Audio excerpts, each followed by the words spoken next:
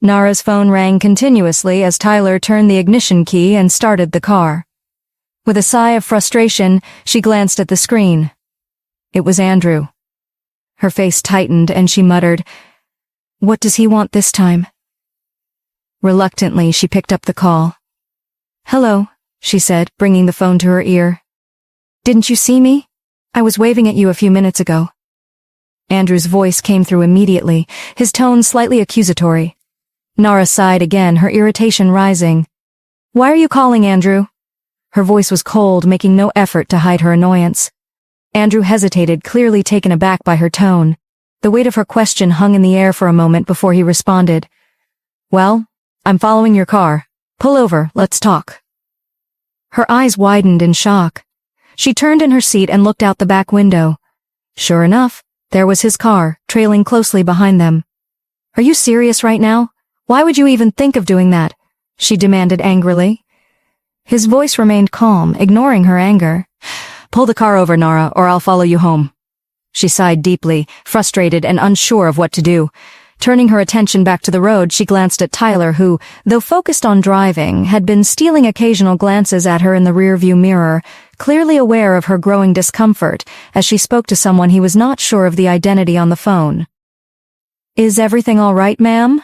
he asked, his tone polite but concerned as he noticed the worry etched on her face. Nara forced a smile, trying to mask the tension she felt. "Everything's fine. Just pull the car over there," she said, pointing to a small clearing by the side of the road. Tyler looked confused. "But we're not home yet, ma'am."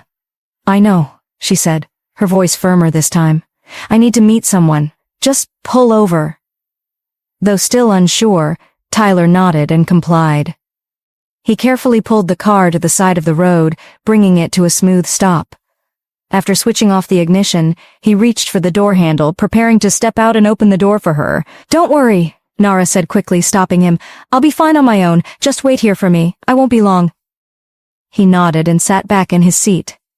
Nara opened the door and stepped out of the car, taking a deep breath to calm herself.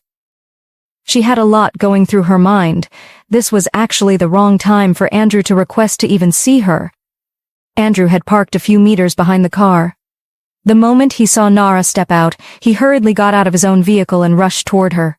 Without hesitation, he wrapped his arms around her in a hug. "I've missed you so much, Nara," he said, smiling as he embraced her. Nara, however, didn't respond. She remained still, allowing the hug for a brief moment before gently pulling herself free from his grasp. "How have you been? I'm so happy to see you," Andrew continued, still smiling, oblivious to her discomfort. "I'm fine," Nara replied, forcing a smile. He studied her face, noticing the stiffness in her smile. He knew her well enough to recognize when she was pretending. "Are you all right? You don't look okay," he said, concern creeping into his voice. Nara's expression hardened. "Andrew, what was the meaning of that stunt you pulled today?" "Stunt?" he echoed, genuinely confused. He looked at her, trying to understand what he had done to warrant such coldness from her. "Why would you show up at Dynasty?" she demanded, her arms folded tightly across her chest. "What on earth were you thinking?" Andrew was taken aback. He had assumed she hadn't noticed him earlier, but now it was clear she had seen him. He blinked in surprise, trying to gather his thoughts. "Wait a minute. So you saw me, and you just pretended not to?" Nara scoffed. "That's not the point. My question is, why would you show up at Dynasty unannounced, and you didn't even bother to call?" He stared at her, unable to comprehend her reaction. "I thought it would be a nice surprise, Nara. We haven't seen each other in a long while, so I thought seeing me would make you happy. Tell me what wrong I have committed by showing up today." She cut him off sharply. "Everything is wrong with you showing up there. Have you forgotten how big Dynasty is? Don't you realize the paparazzi are everywhere? What would people think if they saw us together?" Andrew blinked, utterly taken aback by her words. "What are you talking about?" he asked, his voice rising slightly in disbelief. "Since when did we start caring about what other people think? And what's wrong with me wanting to see you after so long?" She shook her head. She couldn't even hide her frustration. "You don't understand. My life is different now. People are watching and I can't afford to be seen with you. It's too risky." "So?" he blurted out, grabbing Nara's hands. Nara immediately pulled her hands away, her anger flaring. Look, Andrew, don't ever do this again. Showing up at my workplace unannounced is completely inappropriate. You won't like my reaction next time. She turned to leave, but he grabbed her hand once more. Nara, what's going on? You seem upset. Did I do something wrong? Even if I did, that doesn't justify you talking to me like this or walking out on me, he said, his voice laced with confusion and frustration. Nara's patience was wearing thin. Look, I don't have time for this. I pulled over just to be polite, but right now I'm not in the mood. Let go of my hand, she said, her tone firm and commanding. Andrew was taken aback. She had never spoken to him like this before. Something was off, and he could sense it. He looked at her, his eyes searching hers for answers. Something's wrong. Something's definitely wrong with you, Nara, he said softly, his concern deepening. Nothing's wrong with me, I'm fine, she replied, her voice hard and dismissive. No, something's different. The way you're looking at me, your eyes? It's not the same, he insisted, shaking his head in disbelief. Nara sighed, feeling the weight of the situation. It's just stress. I've been under a lot of pressure at work lately. I'm exhausted. I just need to go home and rest, she said, pulling her hand free from his grip. His face fell as realization dawned on him. You don't love me anymore, do you? He asked, his voice barely a whisper. Nara stood frozen, unable to process Andrew's sudden question. The intensity of his words caught her off guard. She had never seen him like this before, and she didn't know how to respond. Answer me. You don't love me anymore, right? His voice rose as he shouted, making her flinch and shudder in shock. Andrew, I need to go, Nara stammered, trying to compose herself. She turned to leave, raising her hand in a half-hearted wave, but he grabbed her arm before she could take a step. You're not going anywhere until you answer my question, he demanded, tightening his grip on her hand. You've been acting strange ever since I called you the other day. You've been cold, distant, and I don't even know what I did wrong because you refused to tell me. His grip grew painful, squeezing her hand tightly. Nara winced and tried to pull away. Let go of my hand, you're hurting me, she cried, her voice trembling with both fear and pain. Andrew's expression darkened. His eyes were filled with anger, his voice becoming more accusing. It's because of him, isn't it? It's because of Gordon. That's why you're acting like that, right? Andrew, I don't know what you're talking about. Just let go of my hand. I need to leave, Nara pleaded, struggling to free herself from his painful grip. No, Andrew shouted, his face red with rage. You don't love me anymore. Just admit it. Let go of my hand, Nara yelled, desperately trying to wriggle free. His grip was so tight she could feel her palms growing pale from the lack of blood flow. Suddenly, a deep but calm voice interrupted the escalating tension. Let go of her hand, Tyler said firmly. From the side mirror, Tyler had been watching the altercation between Nara and Andrew. He had followed her instructions to stay put, but when he saw her struggling to free herself, he knew he had to step in. He got out of the car and approached them calmly, though his gaze was steady and serious. Andrew turned, eyes blazing with anger. Who the hell are you? He barked at Tyler, clearly irritated by the interruption. Tyler didn't flinch. His expression remained calm and emotionless. I said let go of her hand, he repeated, his voice firm and unwavering. Don't worry, Tyler. I can handle this, Nara said quickly, trying to defuse the situation. Just go back to the car and wait. Tyler shook his head slightly, not moving an inch. Ma'am, you don't look all right. My duty is to protect you and ensure your safety at all times. I won't leave until I'm sure you're okay, he replied firmly, his eyes never leaving Andrew. Andrew let out a sarcastic laugh, his rage boiling over. So you're just a common bodyguard, huh? Who the hell do you think you are, talking to me like that? He sneered, glaring at him. Watch how you talk to him, Nara said angrily to Andrew. He laughed immediately. Who the hell does he think he is, butting into our business like that? Just let go of my hand, please. I don't want this to escalate more than it should be. I won't till you have answered my questions, he said with finality. Tyler remained unfazed. Mister, this is my final warning. Let go of her hand, he said, his voice low and deliberate. Andrew took a step closer, his face twisted in anger. And what are you going to do if I don't? What will you...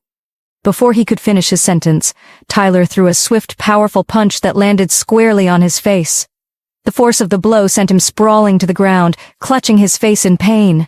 Nara stood in shock, unable to believe what she had just witnessed. Tyler, who had always seemed so gentle and calm, had knocked Andrew to the ground with a single blow. "Are you all right, ma'am?"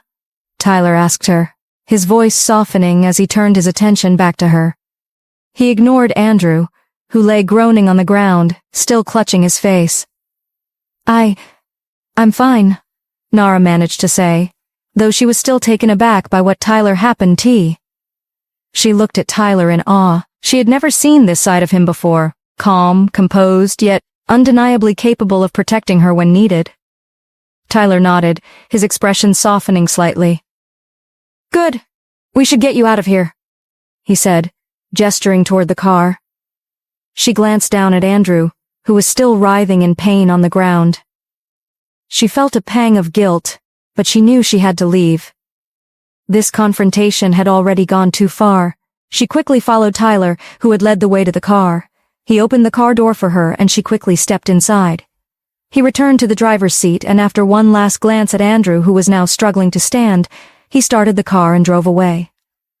As they pulled onto the road, Nara leaned back in her seat, her mind still reeling from what had just happened. She wasn't sure how things had escalated so quickly, but one thing was clear. Everything between her and Andrew had changed, and there was no going back. Gwen sat in her car, parked in the underground garage of the most exclusive spa in town. Her eyes scanned the dimly lit area, her fingers drumming impatiently on the steering wheel. She had been waiting for Penelope for hours.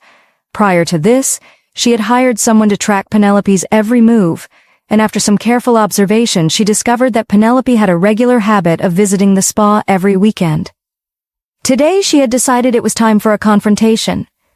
She was just about to give up, her fingers brushing the keys in the ignition, when she saw movement from the corner of her eye. Penelope came out from the spa entrance, flanked by two tall bodyguards. Gwen paused, her heartbeat quickening. She let her hand drop from the ignition and swiftly came out of her car. Straightening her clothes and smoothing her hair, she walked confidently toward Penelope, the sharp sound of her heels echoing in the otherwise quiet garage. The sound caught Penelope's attention, and as she turned, her face twisted in unmistakable irritation. "Hello," Gwen greeted with a smirk, her voice light but laced with malice.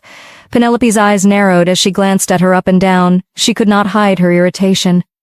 "What do you want?" she snapped, her voice dripping with disdain. Gwen's smile widened, unfazed by the hostility. "Is that how you greet your soon-to-be in-law?" she teased, her tone mockingly sweet. Penelope let out a short, sarcastic laugh.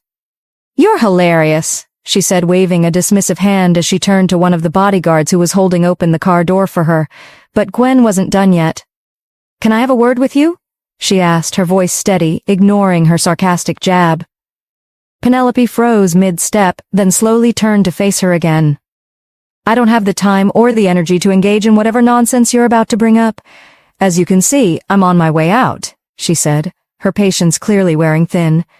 Gwen's smile never wavered. "Are you sure about that?" she asked, her voice now dripping with mischief. "I really don't have time for this," she snapped, but there was a hint of uncertainty creeping into her voice. Gwen's eyes gleamed. "Don't you think we should talk about what I saw at the motel?" Her words hung in the air like a dark cloud. At that moment, Penelope's confident facade crumbled, her eyes widening ever so slightly. She swallowed hard, attempting to regain control. She had convinced herself that Gwen hadn't seen anything that day at the motel, that the secret she was guarding so fiercely was still safe. But now, Gwen's words suggested otherwise. After a tense moment, Penelope turned to her bodyguards.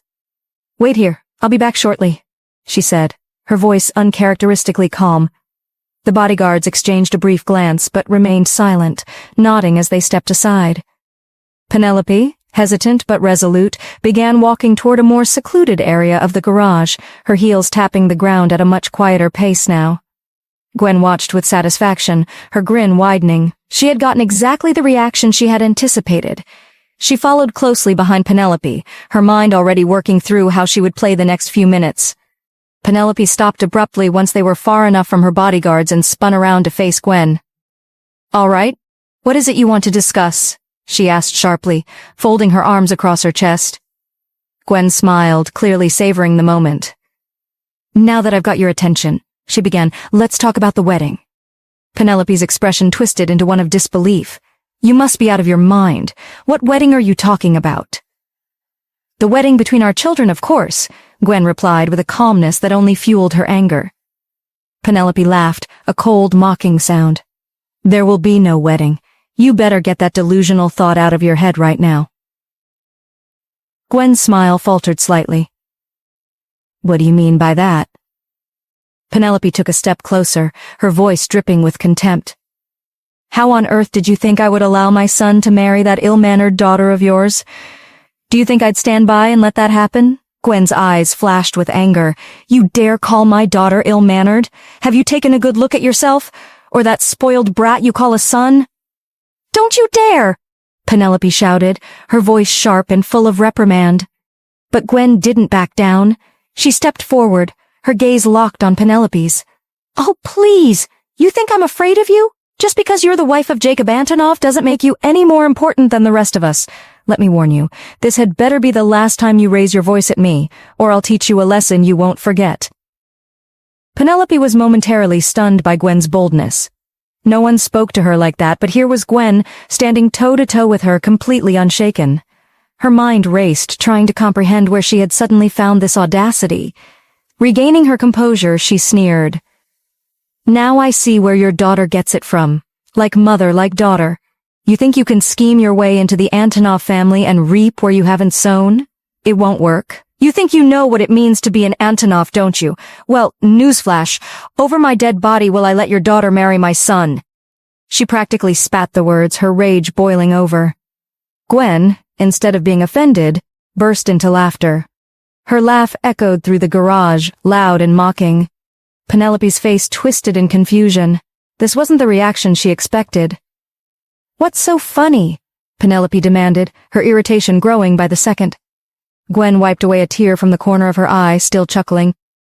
"Look at you talking about gold diggers. That's rich coming from someone like you." Penelope's eyes narrowed. "What are you implying?" "Oh, please, Penelope," Gwen said, her voice full of mock sympathy. "We both know the only reason you're Mrs. Antonov today is because you seduced him, taking advantage of his grief when his wife was sick. You were just a lowly home nurse, but you played your cards well, didn't you? Got him to marry you. So tell me, what makes you any different from me or my daughter?" Penelope froze, her face going pale. Few people knew the details of her marriage to Jacob Antonov. She had worked hard to bury that past, to erase any trace of her humble beginnings. How did Gwen know about it? Her mind raced, trying to figure out who could have told her, but nothing made sense.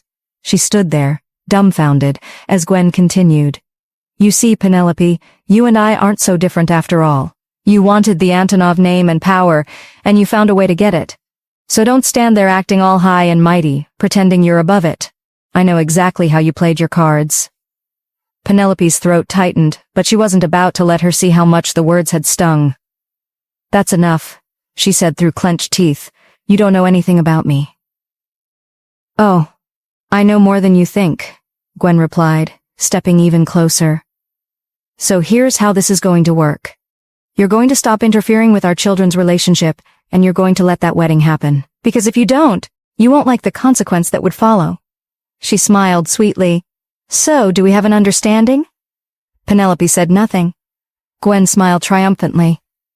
"Listen, Yvonne is my only child, and I won't let anything or anyone come between her and her happiness.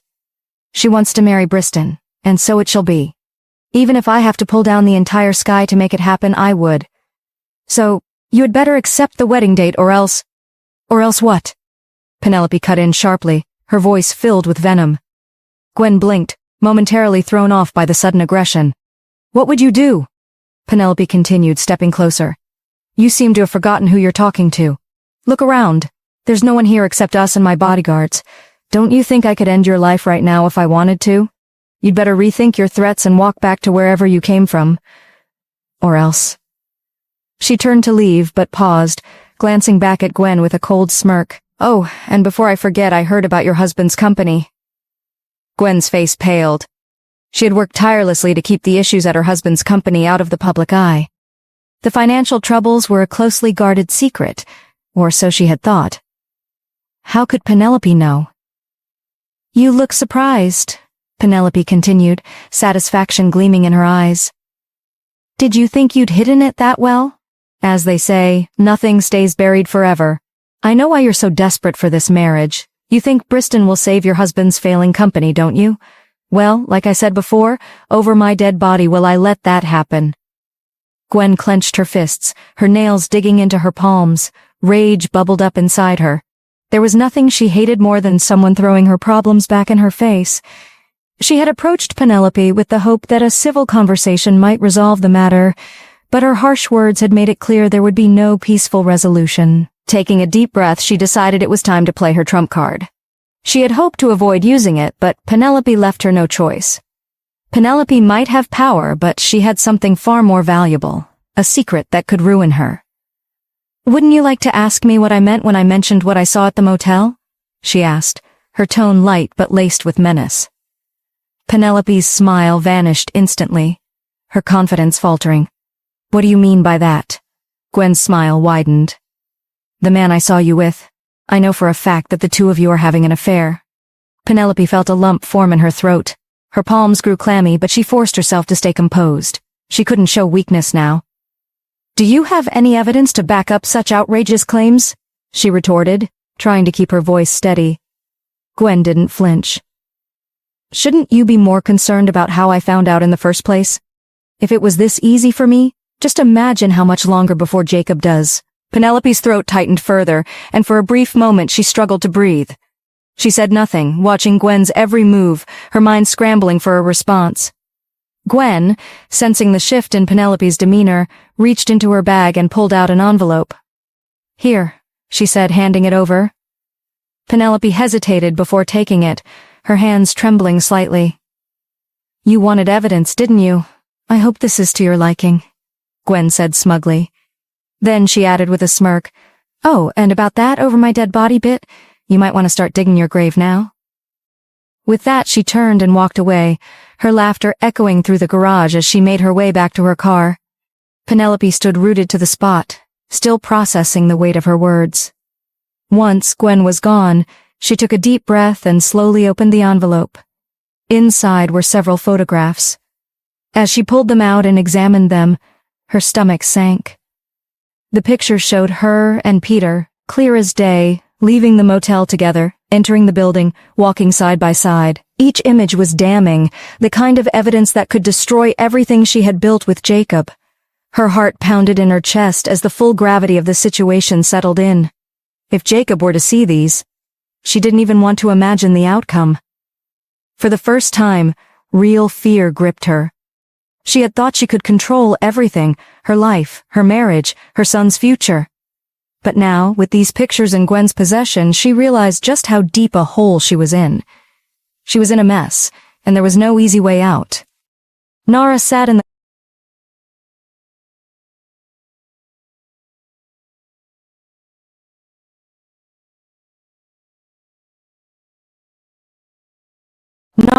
the car, lost in thought, her mind swirling with the events of the day.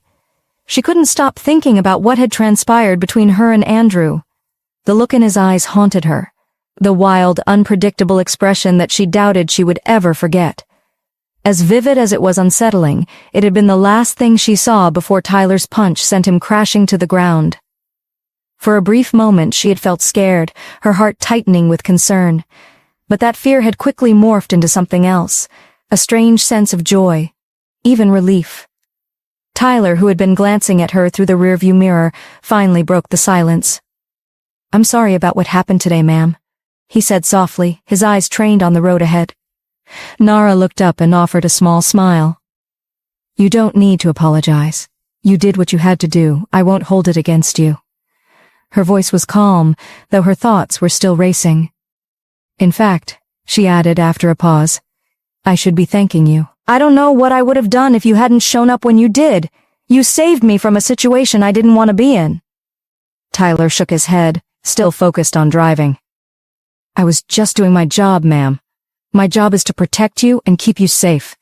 If anything had happened to you, I don't know what I'd have done. Master Gordon would have skinned me alive. He gave a soft chuckle, but she could sense the seriousness beneath his words. She laughed lightly, trying to ease the tension. Tyler, about Gordon, could you not mention what happened today? Tyler's eyes widened in the rearview mirror, clearly surprised. Sorry to ask, ma'am, but why wouldn't you want him to know? Nara shifted uncomfortably in her seat, thinking carefully about her response. I just don't want to worry him.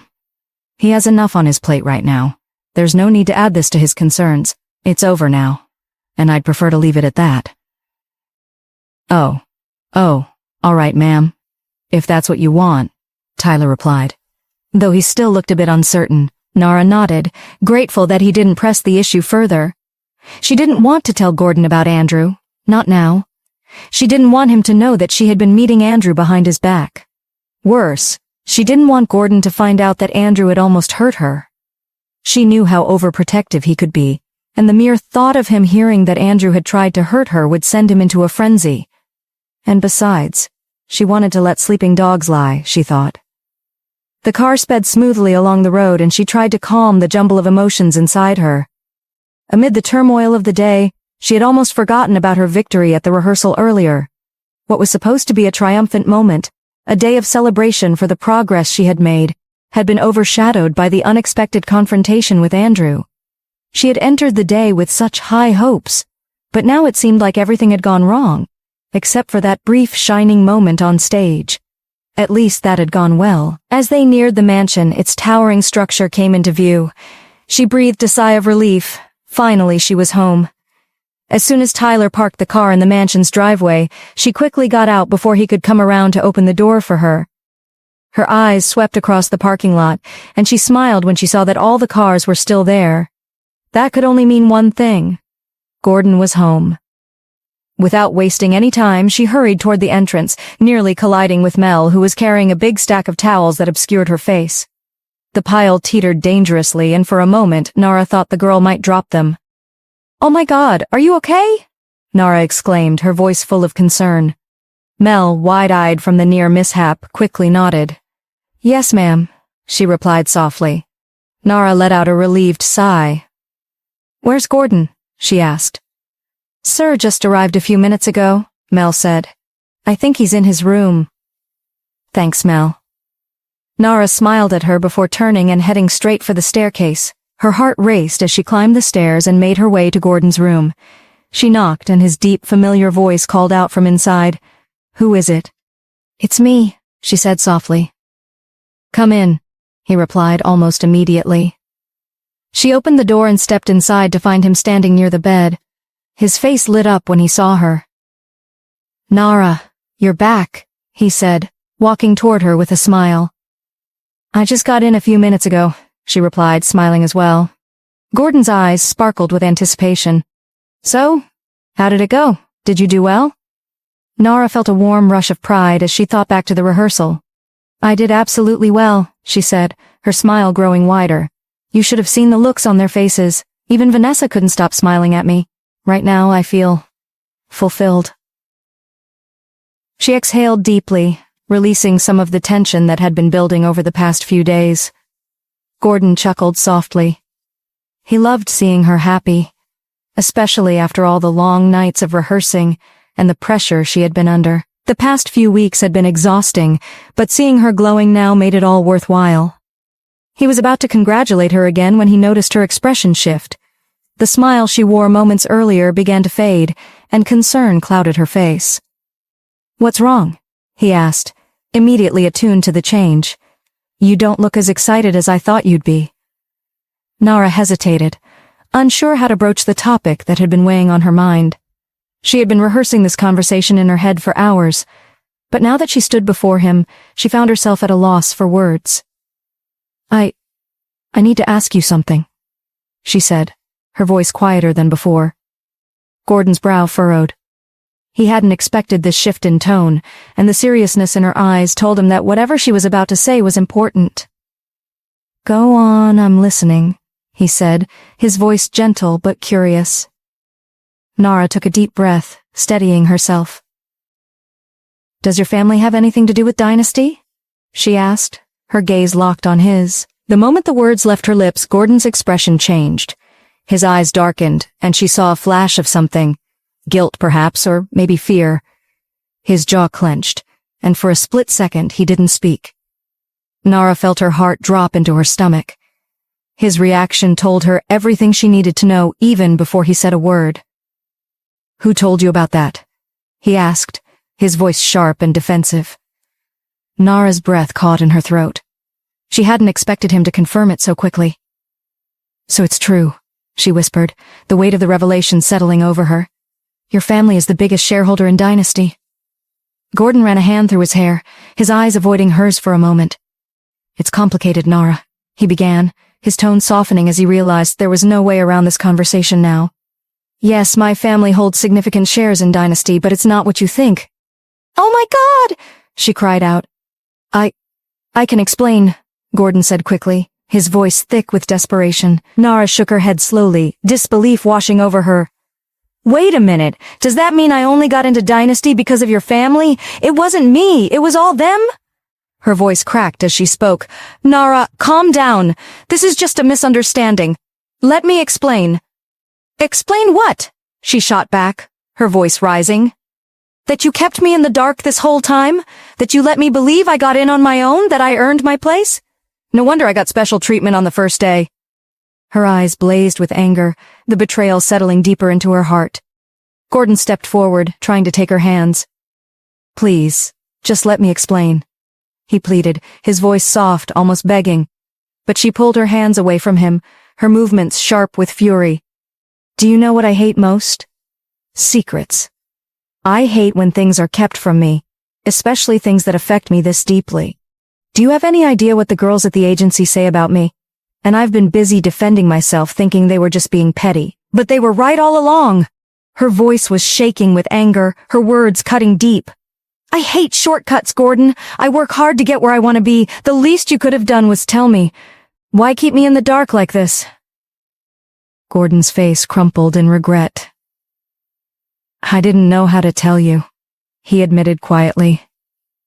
You were so happy back then. I didn't want to ruin it for you, and I thought, no, I hoped that you wouldn't find out. That's why I stayed silent.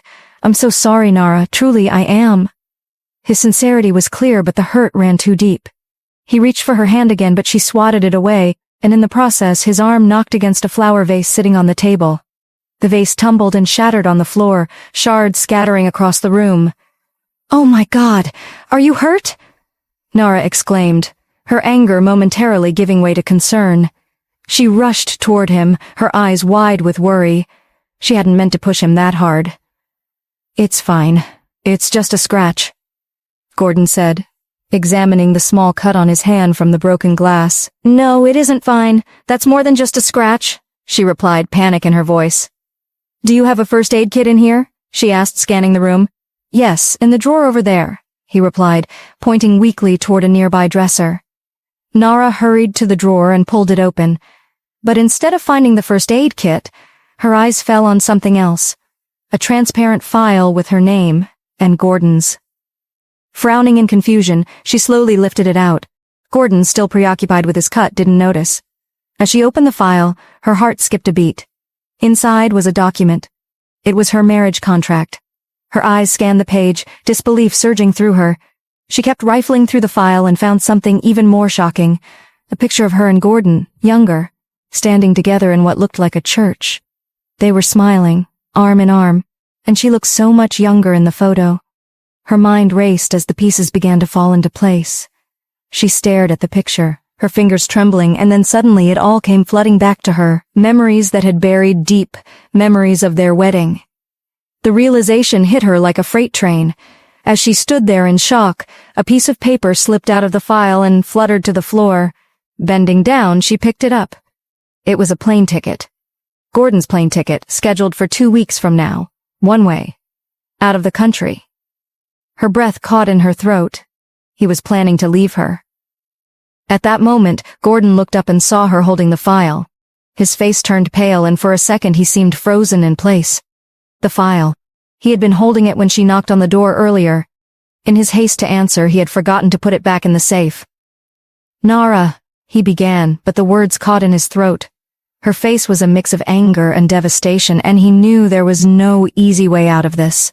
He felt his heart sink. "I can explain," he said again. But this time his voice was shaky, filled with regret and fear. 5 years ago.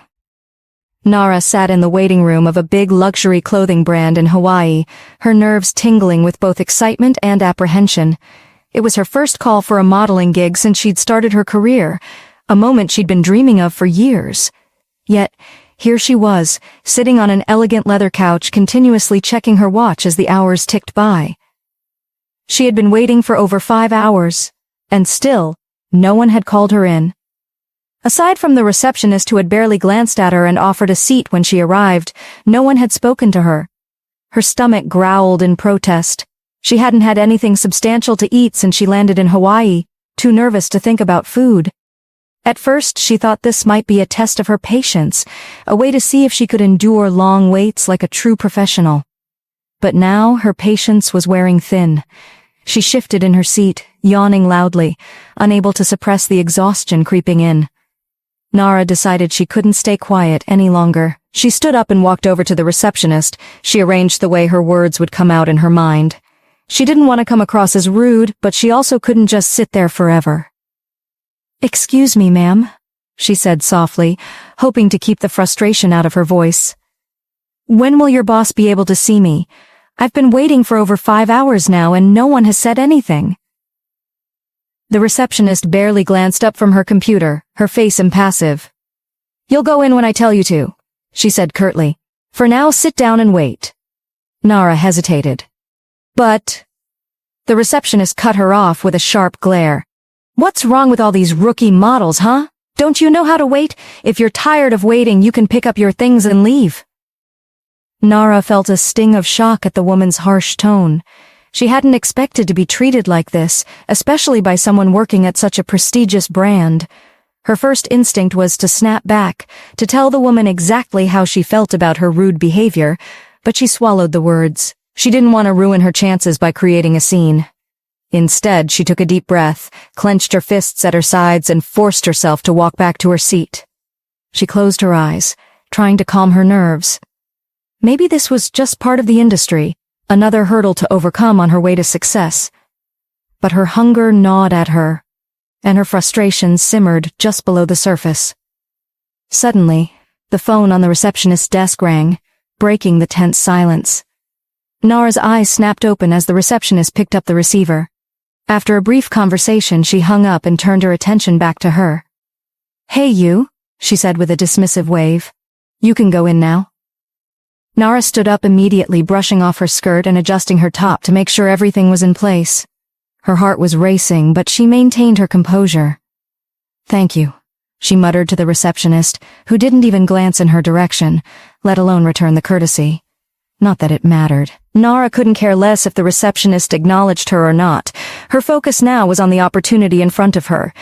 This was her chance to land a significant modeling gig, something she had been dreaming of since she began her career. She had been recommended to this prestigious company by a trusted friend who assured her she would be picked. The weight of her expectations pressed heavily on her shoulders, and she didn't want anything to go wrong. Standing in front of the office door, Nara took a deep breath, steadying her nerves. This was it. She gently knocked and after a brief pause opened the door. Inside, she found a man seated behind an elegant desk. He wore glasses and was dressed in an impeccably stylish suit that exuded the luxury the brand was known for. He had a calm, composed demeanor. "Good day, sir," Nara greeted him softly, closing the door behind her. The man looked up from his desk, studying her for a moment. Then he smiled warmly. "Come in and have a seat." Nara nodded quickly, grateful for the friendly tone. She walked over and sat down on the chair he offered. Once she was seated, the man adjusted his posture, sitting upright, his attention now fully on her. "You know," he began, "when I heard you had been waiting for hours, I was quite surprised. Not everyone would have handled it the way you did." Nara smiled slightly, feeling a small sense of relief. So it had been a test of patience after all, one that she had passed. "Oh, it's nothing, sir," she replied modestly, hoping her politeness and restraint would leave a good impression. The man looked at her intently, his expression unreadable for a moment. Then, after what felt like an eternity, he cleared his throat and shifted his gaze slightly. "You know, when I was told Miss Vespertine was coming, I assumed it was Yvonne Vespertine. I didn't realize it was you." Nara's heart sank. She knew exactly where this was going. The weight of his words hit her like a ton of bricks, confirming her worst fear. The man continued, his voice measured but regretful. "I'm afraid we can't offer you this modeling gig. You see, we're looking for someone who is already well known, someone with a certain level of fame. And, well, given your family situation, being the illegitimate daughter of Edward Vespertine, it could cause a stir. My brand can't afford that kind of attention right now." The man's voice softened as he finished. "I'm truly sorry for any inconvenience this has caused. I hope you understand." Nara folded her arms in frustration, seething with anger. If the man had no intention of accepting her for the modeling gig, why had he made her sit and wait for hours, only to reject her in the end? The unfairness of the situation gnawed at her, and she couldn't hold back anymore. "If you knew all of this from the start," she snapped, "why did you make me wait all day? Do you have any idea how much it cost me to come to Hawaii? Do you even know how much time I've wasted sitting here for nothing?" Her voice shook with fury, echoing off the walls of the luxurious office. The man's demeanor changed in an instant, his calm expression replaced with disdain. "Excuse me?" he retorted, his voice laced with sarcasm. "Anyone with common sense who's been waiting that long should have figured out they weren't needed. Did you need it spelled out for you?" Nara was stunned by his cold response. She stood up from the chair, her fists clenched in helpless anger. It was pointless to argue any further. No matter how much she protested, nothing would change. This was how things always seemed to go for her. Every time she got close to landing a major gig, something connected to Yvonne or her infamous family would interfere and ruin everything. Feeling defeated, she stared at the man for a moment, shook her head, and turned to leave. As she left the office, she slammed the door shut with all the strength she could muster, unable to hide the anger that consumed her. The receptionist barely glanced in her direction as she stormed past, heading straight for the hallway that led to the entrance. "Nara!" A voice called out to her as she walked away. Nara froze. That voice, it was unmistakable. It sounded like Yvonne. Her stomach churned. Could it really be her?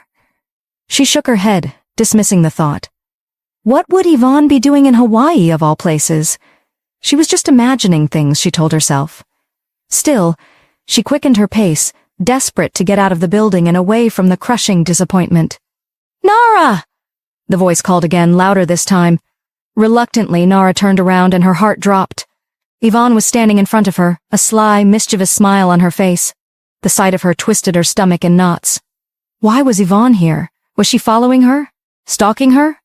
Yvonne sauntered toward Nara, her smile never faltering. "What are you doing here, Yvonne?" Nara asked, trying to keep her voice steady but failing to hide the irritation and confusion. Yvonne laughed lightly, as if Nara's question amused her. "The same thing you came to do," she said smugly. "And by the look of things, I'm guessing you didn't get the job." Nara felt her throat tighten. How did you know about—" "Oh, don't be surprised," Yvonne interrupted, waving her hand dismissively. "I have my ways. Have you finally realized how worthless you are?" Nara was speechless, caught off guard by Yvonne's cruel words. The malice in her tone was shocking even for her. "This is what happens when you're an illegitimate child," Yvonne continued, her voice dripping with venom. "Next time that stupid mother of yours should think twice before butting her way into someone else's home." Nara felt her heart drop, the reality of the situation dawning on her. How did Yvonne know she had been rejected because of her illegitimacy? Then it hit her. She must have had something to do with it. "Didn't I tell you I'd always be one step ahead of you?" Yvonne sneered. "It's best you give up on this little modeling dream of yours. I'll always be there to snatch it away from you. Just like I took Briston." At the mention of Briston, Nara's heart ached. Yvonne's words were like knives cutting deep into old wounds. Briston, her first love, had been stolen from her by Yvonne as well. It had taken everything in Nara not to crumble when it happened. You know, I didn't even have to lift a finger, Yvonne added with a wicked smile. He came running to me like a lost puppy. Nara could feel the tears welling up, but she fought to keep them from falling. Why are you like this, Yvonne? What did I ever do to you? Her voice wavered with pain and disbelief. Why can't you just leave me alone? I left the Vespertine house, didn't I? You took Briston away from me and I didn't complain. But you and I both know how important modeling is to me. Why did you have to take this away from me too? Yvonne let out a cold, mocking laugh, ignoring the desperation in Nara's voice. You made your first mistake by ever stepping foot in the Vespertine mansion. Did you really think you were better than I? You're just a mistake, someone who doesn't belong, and who... She stepped closer, her smile sharp as a blade. Just watch. I'm going to become a top model, and you'll stay exactly where you are, nowhere. Nara felt her heart shatter with every word. Yvonne's cruelty was relentless, and she couldn't understand why. What had she ever done to deserve this constant torment? You are so evil and heartless, Nara screamed. Yvonne smiled. You have not seen anything yet, sister. She tossed her hair back arrogantly. If you'll excuse me, I have a modeling deal to sign, she said, her smile growing wider with triumph. Without another word, she turned and strutted down the hallway, leaving Nara standing there, frozen in shock and pain. For a moment Nara couldn't move, couldn't think. Her mind was reeling from the weight of Yvonne's words pressing heavily on her chest. She had known Yvonne could be heartless, but this was beyond anything she had expected. Tears finally spilled from her eyes as she stood there, alone and defeated. The modeling opportunity that had seemed so close was now gone, stolen by the one person who always seemed to take everything away from her. The taxi pulled up in front of a bar and Nara stepped out from the car. She heaved a heavy sigh. Then she paused for a moment, staring at the neon sign flickering above the entrance. After being rejected by the luxury brand and her bitter confrontation with Yvonne, she felt drained, hopeless. The sting of failure clung to her, and the thought of returning to her lonely hotel room only made her feel worse. She needed an outlet, a place to vent her frustrations, a place where she could drown her sorrows. The bar seemed like the perfect escape. As she stepped inside, the place was buzzing with life. People filled every corner, dancing and laughing, seemingly carefree. She moved toward the counter, weaving through the crowd, and settled onto a bar stool. Her eyes scanned the room, taking in the lively atmosphere. Everyone seemed so full of joy, so oblivious to the kind of pain she was in. She envied them, their happiness, their ability to lose themselves in music and dance without a care in the world. If only her day had gone differently. She imagined herself back in her hotel room, not sad and defeated, but celebrating a victory, sharing good news with Elena. But as the old saying went, if wishes were horses, beggars would ride. Good evening, ma'am. What would you like to drink? A voice interrupted her thoughts. The bartender stood before her, an older man with a kind, albeit puzzled expression. Nara turned to him, barely registering his face. She didn't care about pleasantries right now. Give me your strongest drink, she said flatly, her voice edged with frustration. The bartender hesitated, his eyes flickering with concern. She looked too young to be ordering something that strong, but her demeanor told him she was in no mood for questions. He sighed, nodded, and walked away to prepare her drink. As she waited, she felt the weight of the bartender's concern. But she didn't care.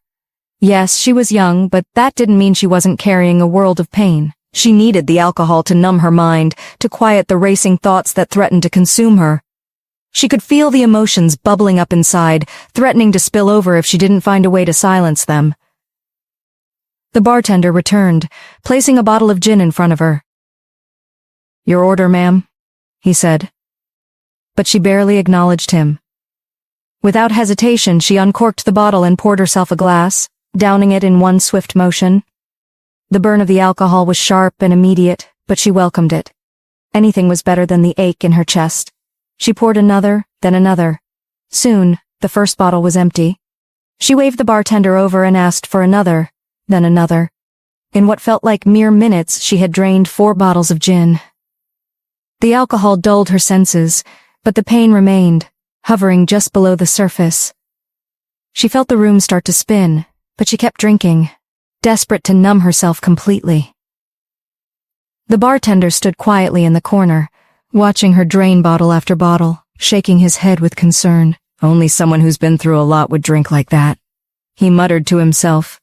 He couldn't begin to imagine what had happened to her, but it was clear that whatever it was had driven her to this extreme. After a while, she started to feel the effects of the alcohol. Her head swayed from side to side, the room blurring in front of her. She knew she needed to leave.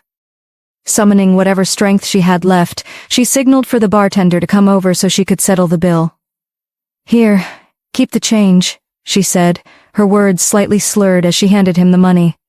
The bartender, though still worried, nodded and replied, "Oh, thank you, ma'am," before returning to his spot. Nara nodded in acknowledgement, and with an effort she pushed herself up from the bar stool. But her body betrayed her, and she slumped back down, her legs too unsteady to hold her. She took a deep breath, willing herself to try again. As she rose once more, she stumbled into a man who had been quietly sitting beside her. "I'm so sorry I didn't see you there," she apologized, blinking rapidly as she tried to focus. The man turned to look at her briefly, his face impassive. Without a word, he turned back to his drink, continuing to sip from his glass as if nothing had happened. Nara sighed, realizing there was no way she could make it back to her hotel in this state. The dizziness was overwhelming and she was too tired to keep trying. Deciding to wait until she sobered up a little, she slumped back into her seat.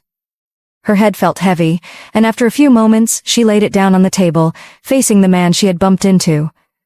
She watched him for a while as he drank in silence, his movements slow and deliberate, as if each sip carried its own weight. He looked like he was drinking to forget something, just like her. "With the way you're drinking, I think you'll get drunk soon," Nara said softly, her voice cutting through the noise of the bar. The man turned his head, his brow furrowing as his eyes met hers. He looked surprised to see her staring at him. "Have you been watching me this whole time?" he asked, his tone carrying a hint of disbelief. "Yes, of course," Nara replied, smiling faintly. "And you've been drinking a lot. You're going to get drunk soon, you know." The man gave her a look of disbelief, and then a small, humorless chuckle escaped his lips. "Look who's talking. Aren't you drunk yourself?" Nara shook her head in defiance, though the movement made her feel even dizzier. "Oh no, I'm not drunk. I just had a few bottles to drink, but I can assure you I'm not drunk," she said, her words slurred, contradicting her claim. The man chuckled. "You couldn't even stand up a few minutes ago." "That's because I'm tired," Nara insisted. "There's a clear difference between being drunk and being tired, and right now, I'm just tired."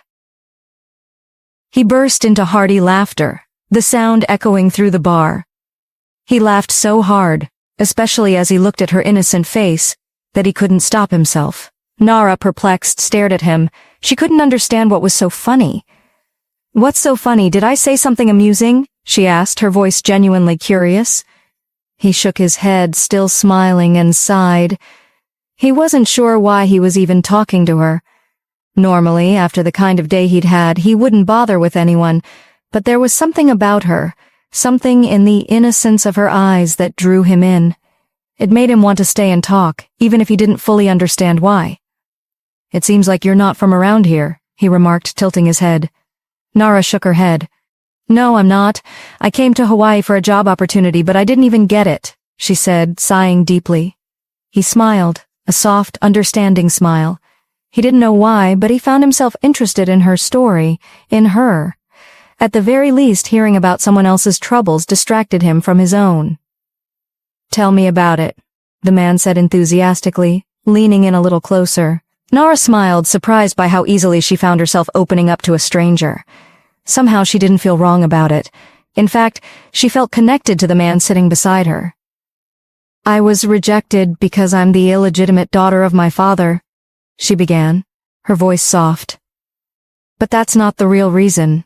It felt off, you know. I think my stepmother and stepsister had something to do with it." "Stepmother and stepsister?" the man asked, his curiosity piqued. "Yeah," Nara nodded. "I have a stepmother and sister, but they don't act like family at all. They treat me worse than a slave. My stepsister came all the way from home and snatched this job opportunity from me, just like she took my boyfriend before. Nara paused, her frustration. He couldn't help but be amused by her. Despite everything she had been through, she still managed to crack jokes and laugh at herself. "You're something else," he said, smiling. "You've got all these problems, but you still know how to joke about it." Nara shrugged, smiling faintly. "What else can I do? Crying about it won't change anything. You know I have always wanted to be a model. I love modeling so badly that I would do anything just to become a top model, but lately it seems the harder I try, the more difficult it gets. I won't lie, I am tired," she said softly as she tried to fight the tears that had gathered at the corner of her eyes. He smiled and looked at her. "You know you don't have to give up that easily. If you do, all your hard work will end up for nothing. You just have to muster courage and keep on fighting," he said, smiling. "Gandhi himself has spoken," Nara said, and burst into laughter. "Silly girl," he replied, taunting her. "So tell me, mister," Nara said, blinking her eyes slowly, "what's your story? Why are you drinking here all alone?" He glanced at her, hesitating for a moment, unsure whether to share his story. But she had already been so open with hers, and something about her made him feel like he could be honest. Clearing his throat, he finished the last gulp of his drink. "Well, I just moved out of my father's house. Actually, I left the country altogether to start fresh here in Hawaii," he admitted. "Why?" Nara asked softly, her voice gentle but curious. "I had a huge fight with my stepmother and stepbrother. It got ugly, so I decided to leave." He sighed, the weight of the memory still heavy on his mind. "Geez, stepmothers and siblings can be something," Nara said, shaking her head in sympathy. He looked at her, surprised by how quickly she was connected with his situation. Most people would press for details, wanting to know more, but not Nara. She didn't seem nosy or judgmental, which made him wonder. "Aren't you curious about what led to the fight?" he asked, half expecting her to ask for the full story, but she smiled and shook her head. "You still look hurt. It's best not to reopen old wounds," she said softly. Her response surprised him. He stared at her, feeling a mixture of admiration and gratitude. Just then he began to feel the alcohol taking its toll. His body felt heavier, and he laid his head down on the table, turning to face her. Her breath was warm and soft against his skin, and for the first time in a long while he felt at ease, as if this moment with her was somehow meant to be. "What's your name?" he asked, his voice low. "Nara," she replied without hesitation. "What's yours?" "Gordon. My name is Gordon." Nara smiled, her gaze lingering on him. She couldn't help but notice how handsome he was, in a way that drew her in. There was something alluring about him, something deeper than his appearance. She found herself staring into his eyes, and then, almost out of nowhere, a thought popped into her head. Her eyes lit up, a mischievous smile curling over her lips. "Something's on your mind, what is it?" Gordon asked, sensing the shift in her expression. Nara grinned, her heart racing with the wildness of her idea. "Let's do something crazy." "Something crazy?" he echoed, raising an eyebrow, intrigued. "Yeah," she said, her excitement growing. "Let's get married," racing with the wildness of her idea. "Let's do something crazy." "Something crazy?" he echoed, raising an eyebrow, intrigued. "Yeah," she said, her excitement growing. "Let's get married." Gordon stared at her, taken aback. He wasn't sure if she was serious or if it was the alcohol talking, but the sparkle in her eyes told him she meant it. He let out a chuckle, shaking his head in disbelief. "Married? We just met," he said, though there was a playful tone in his voice that matched hers. "I know," Nara laughed. "But why not? We're both running from our lives, from people who hurt us. Maybe this is the kind of crazy thing we need to do, something spontaneous and wild. Besides, don't people come to Hawaii for adventure?" He looked into her eyes, and for a moment the idea didn't seem as absurd as it should. He was here, far from home, far from the weight of his family's expectations. Maybe she was right. Maybe doing something crazy was exactly what he needed. He smiled, the idea starting to take hold. "You know what? Let's do it. Let's get married." Nara's eyes widened with excitement, and she laughed, feeling lighter than she had all day. "Really? Really?" Gordon said, grinning back at her. "Let's go find a chapel before we sober up and change our minds." Nara stood up, wobbling slightly, and reached for Gordon's hand. "Let's do it," she said, her voice filled with exhilaration. With their hands intertwined, they both stood up straight. Nara turned to the bartender who had been quietly standing in the corner. "Could you come over here for a minute?" She beckoned to him. "Why are you calling him?" Gordon whispered, curious. "We're new to Hawaii," Nara whispered back, a playful smile on her lips. "We should get some information from someone who knows the area." Gordon nodded, understanding her point. When the bartender approached, Nara asked, "Do you know of any churches around here?" The bartender looked at her in surprise, momentarily puzzled. Did she need spiritual guidance for some of the problems that prompted her to drink in the first place? "We're getting married," Nara explained, lifting their joined hands. She had noticed the look of confusion on his face and wanted to clarify. Taken aback, the bartender finally replied, "There's a church next to the town library. You'll need to take a taxi to get there." Nara smiled warmly. "Thank you," she said softly, then turned to Gordon. "Let's go. We don't want to be late for our wedding." They both burst into laughter, the spontaneous joy of their decision filling the room as they walked out of the bar. The bartender watched them leave, shaking his head in disbelief. He had never seen anything quite like it, two strangers deciding to marry on the spot. With a resigned shrug, he returned to his post, thinking it was a story he would be telling for years. The taxi came to a stop in front of the church. As they stepped out, they noticed the building looked old and dilapidated, as if it had not been in use for years. For a moment they hesitated, wondering if the church was abandoned. But soon their worries eased when they saw people exiting the building, confirming that it was still an active place of worship. They both exchanged relieved glances, their earlier excitement undiminished. "This is it," Gordon said, looking at Nara. "This is it," she replied softly, a smile on her lips. Hand in hand, they both walked into the church. Inside, the church was much more inviting than its exterior suggested. Candles flickered softly in every corner, casting a warm glow that made the space feel both cozy and sacred. The seats were draped with white napkins, adding a sense of purity to the atmosphere. The scent of incense filled the air, and Nara's eyes scanned the room, searching for the source. Her face lit up when she spotted it, a golden, heart-shaped incense burner standing at the center of the altar. It was a beautiful touch, adding to the church's quiet holiness. "Excuse me, can I help you?" a voice asked from behind them. They turned to see an elderly man dressed in a simple shirt and trousers, his eyes steady as he looked them over. "We're looking for the priest in charge," Gordon said. "The priest in charge?" the man echoed. "Yes, sir," Gordon affirmed. "For what purpose?" the man asked, his gaze narrowing slightly. "Well, sir, we're here to get married," Gordon replied with quiet determination. The man looked at them closely, his eyes scanning them from head to toe. Their disheveled appearance and the faint smell of alcohol were hard to miss. They didn't exactly look like the typical couple ready for a wedding. Their casual clothes, Gordon in a simple shirt and jeans, Nara in a simple skirt and blouse, were far from formal wedding attire. "It's already late," the man finally said, his voice gruff. "Go home." He turned and began to walk past them, dismissing their request as if it were a ridiculous whim. Nara and Gordon exchanged quick glances, a mix of defiance and determination in their eyes. They weren't going to be turned away so easily. Gordon stepped forward, his voice firm. "We don't care about time. We want to get married now." The man paused, turning slowly to face them again. His expression softened into a smile, though there was a hint of disbelief in his eyes. "Are you sure you're in the right place?" he asked, shaking his head slightly. "Who gets married at night dressed like this and smelling of alcohol?" Nara and Gordon smiled. "Us!" they exclaimed in unison. The priest chuckled, shaking his head.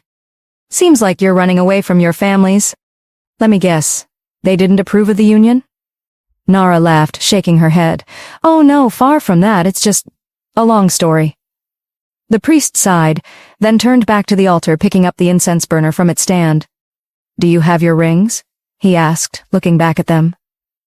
"We specifically asked to be married by a priest," Gordon responded, slightly puzzled. The man turned to face them, a broad smile on his face. "You are speaking to the priest." Nara and Gordon exchanged surprised looks. This man in his simple shirt and trousers didn't look anything like the priest they had expected. "Is it because I'm not in full regalia?" the man asked, reading their expressions. "Well, it's night. You don't expect me to be fully dressed up this late, do you? I'm Father Benedict, the officiating priest of this chapel," he explained, still smiling. We didn't know," they both stammered together. Father Benedict chuckled. "I get that a lot." He paused for a moment before asking again, "So, where are your rings?" Nara's smile faltered a little. "We don't have rings," she admitted. The priest looked at them, clearly perplexed. "No rings? And you want to get married?" Nara and Gordon were silent, unsure of how to respond. Father Benedict studied them for a moment longer, then sighed again, this time with a smile. "Wait here. I'll be back in a moment." They watched as he disappeared through a door at the back of the church. The atmosphere felt surreal, candles flickering, incense lingering in the air, and the dimly lit chapel casting soft shadows around them. Nara squeezed Gordon's hand, and he smiled at her reassuringly. A few minutes later, Father Benedict returned holding a small ring case, a ledger, and a white scarf. "Here," he said, handing the scarf to Nara. "Place this over your head." Nara did as she was told, draping the scarf over her hair. The priest then beckoned them to approach the altar. "What's your name?" Father Benedict asked, turning to Gordon. "Gordon," he replied. "And you?" the priest asked, facing Nara. "Nara," she answered softly. Father Benedict nodded, then began the ceremony. "Gordon, do you take Nara to be your lawfully wedded wife? To love her, to adore her in sickness and in health until death do you part?" Gordon turned to Nara, her face now partially covered by the white scarf, and smiled warmly. Without hesitation, he said, "Yes, I do." Father Benedict smiled, then turned to Nara. "Nara, do you take Gordon as your lawfully wedded husband? To love and to cherish him in sickness and in health until death do you part?" Nara looked at Gordon, her eyes shining beneath the scarf. "Yes, I do," she said softly but firmly.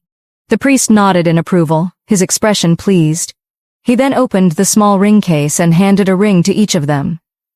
"Now, place the ring on her finger," he instructed Gordon.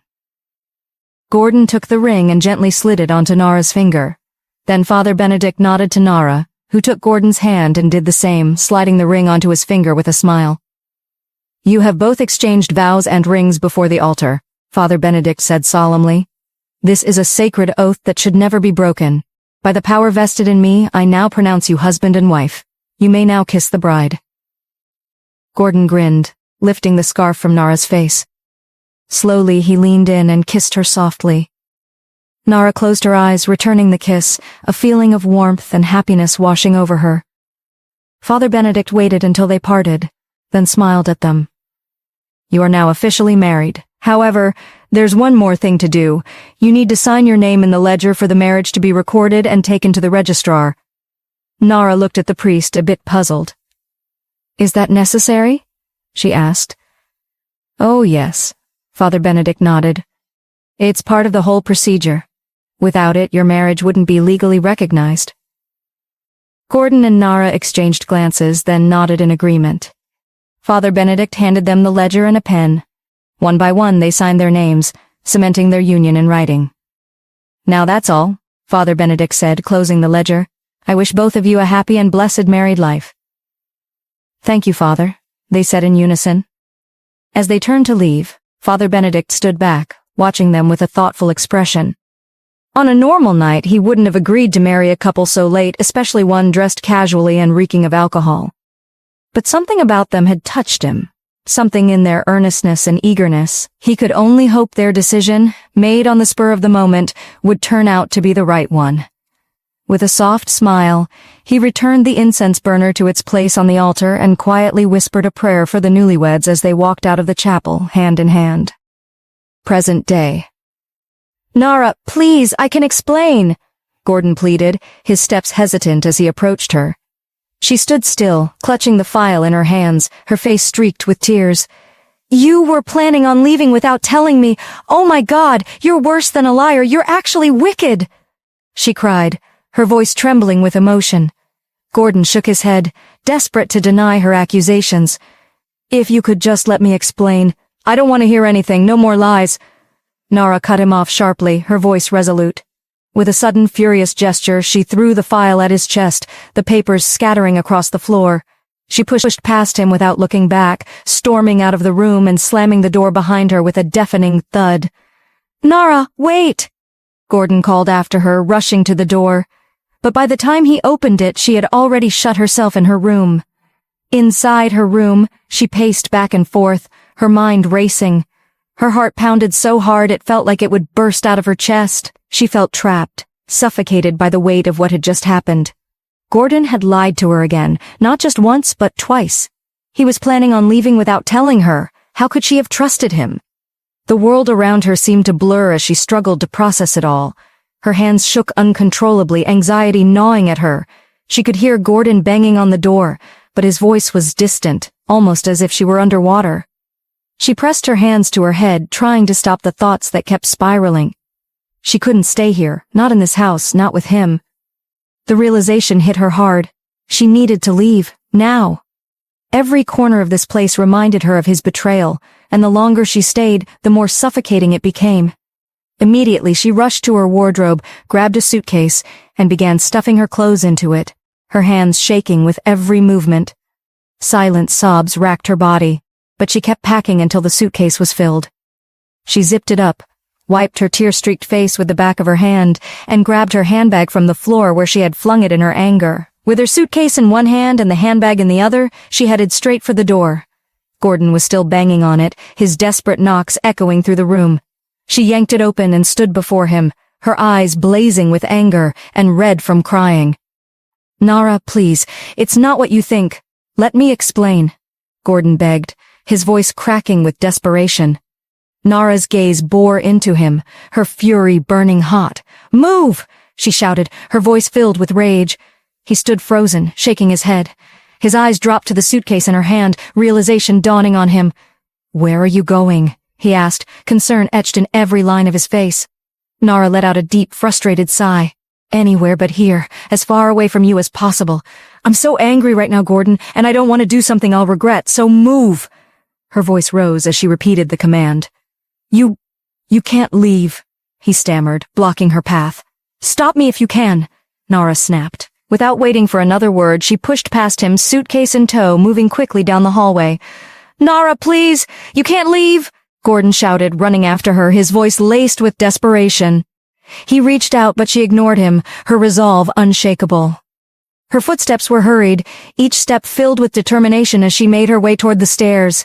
As she reached the bottom of the staircase, she spotted Stella coming out of the pantry in a hurry, a look of concern on her face. Stella had heard the shouting and banging from upstairs but had dismissed it until now. The voices were unmistakable. One of them was Gordon's, and he sounded worried. As Stella stepped out of the pantry, she saw Nara descending the stairs with a packed suitcase. Nara's eyes were swollen and red, her face a mixture of exhaustion and determination. Behind her, Gordon followed, his face etched with worry and sadness. What's going on, dear? Stella asked, her confusion very clear on her face. Where are you going with that suitcase? Nara stared at Stella for a moment, her anger boiling inside her, threatening to spill over. She almost raised her voice, ready to lash out at anyone who stood in her way. But then she caught herself. Stella hadn't done anything wrong. The only person responsible for the chaos swirling in her heart was Gordon. Taking a slow, steady breath, she forced a tight smile. Ma, Stella, you don't need to worry. I'll be gone for a while, she said, her voice controlled but strained. Without waiting for a response, she grabbed her suitcase and dashed out of the house, leaving Stella standing in confused silence. Everything had happened so fast that Stella could barely process it. Nara didn't give her a chance to ask questions, to understand why she was leaving. It was as if she had already made up her mind and was determined to leave no matter what. Stella stood there, bewildered, her eyes darting toward the door Nara had just stormed out of. What happened? She began, turning to Gordon for answers. But before she could even finish her sentence, Gordon pushed past her in a frenzy, not even sparing her a glance. His sole focus was on Nara. He had to stop her before it was too late. He burst through the door and saw Nara heading for the gate, suitcase in hand. His heart beat in his chest. He couldn't let her go. Not like this. Stop her! He ordered the security guards stationed outside. Immediately, the security men swung into action, surrounding Nara like a wall, their stance firm and unyielding. They created a barrier between her and the gate, their eyes fixed ahead, not acknowledging her presence. Nara's frustration flared. She looked around at the guards, her chest heaving with anger. "Move! Get out of my way!" she shouted. But they stood still, not even glancing in her direction. She spun around, her eyes locking onto Gordon as he approached. "Tell your goons to move!" she demanded, her voice sharp and furious. Gordon's face was pale, his desperation was clear. "Nara, please, why are you leaving? At least let me explain," he begged, his voice cracking with emotion. "I don't want to hear anything you have to say," she shouted back. "I just want to leave." Gordon's heart sank as he looked into her eyes. The anger, the hurt, the betrayal, it was all there, burning in her gaze. He could see that she wasn't going to change her mind. She was determined to leave, and no amount of pleading would make her stay. At that moment, he realized that no explanation, no apology he could say at that moment could fix what had been broken between them. She needed space, time to heal, time to gather herself. If he truly cared about her, he had to let her go, at least for now. With a heavy sigh, he nodded slowly, accepting the inevitable. "Move out of the way," he ordered the security men, his voice resigned. The guards, obedient and efficient, immediately stepped aside in perfect unison, each retreating to their posts. Nara stood there, staring at Gordon, her face hard with fury and pain. Her eyes were cold, and yet somewhere beneath the anger was a deep sadness, a sadness that Gordon knew he had caused. For a long moment, neither of them spoke. They just stood there, looking at each other, the weight of unspoken words hanging in the air. Gordon wanted to say something, anything, to fix it. But he knew that nothing he could say would matter right now. The damage was done. Nara finally broke the silence. Without a word, she turned her back on him, gripping her suitcase tightly. She took a step forward, then another, and walked away. Each step felt like a final nail in the coffin of what they once had. Gordon stood there watching her go, his heart heavy with regret. He didn't try to stop her again. He knew he had already lost. Gordon stood silently, watching as her tall, slender figure disappeared behind the gates. He fought hard to hold back the tears that were threatening to spill from his eyes. With a heavy sigh, he turned and began walking back toward the house. Almost immediately, his gaze met Tyler's, who stood at a corner looking perplexed and surprised by the events that had just unfolded. Tyler had assumed that whatever had transpired might have had something to do with Andrew, but after seeing the looks on both Gordon and Nara's faces, he knew it was much deeper than that. Gordon gestured for Tyler to come over, and he did so immediately. "Sir," Tyler said, bowing his head in respect. "Hurry. Take the car and follow her. She can't have gone far," Gordon instructed, his voice steady but laced with urgency. "Find out where she's going and make sure she stays in your sight. Don't leave her side for anything, and report back to me as soon as possible." "Yes, sir," Tyler responded with a quick nod before heading off to carry out the orders. Gordon nodded, watching Tyler leave, and then slowly made his way back inside the house.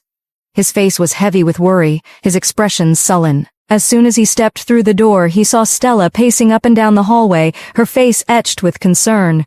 The moment she saw him, she rushed over, her voice trembling with anxiety. "What happened? Why did she leave?" she asked, her brow furrowed. Gordon looked at her, seeing the genuine worry in her eyes, but right now he wasn't in the mood to talk. His mind was too clouded with guilt and sadness. He just wanted to be alone. "We just had a little fight.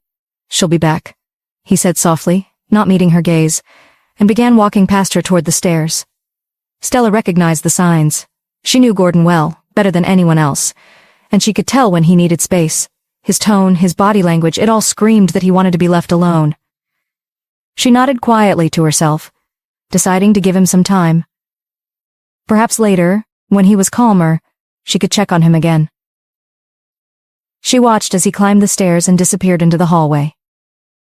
Gordon walked to his room, opened the door, and closed it softly behind him. He leaned against the door, feeling a hot stream of tears flowing freely down his cheeks.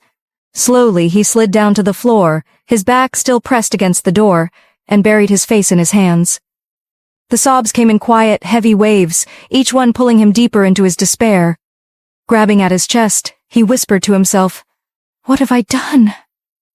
His voice cracked with anguish as he bent over, clutching his knees, tears soaking his face. He wondered if he had made the biggest mistake of his life by letting her go. What if she had expected him to chase after her? What if that last look she gave him wasn't one of anger but a silent plea? "Don't let me go?" His thoughts spiraled, guilt consuming him. Maybe she had wanted him to fight for her, to prove that he cared enough not to let her walk away. And yet, he hadn't. He had stood there, watching as she left, thinking that giving her space was the right thing to do. But now, with the silence pressing down on him and the emptiness in his chest growing, he wasn't sure anymore, or he felt hollow, as if a piece of him had walked out the door with her. His sobs became quieter, but the pain didn't lessen. He buried his face in his hands again, unable to shake the feeling that he had made a terrible mistake. Maybe he shouldn't have let her go. As soon as Nara left Gordon's house, she flagged down a taxi and climbed in, her mind racing. "Where to, ma'am?"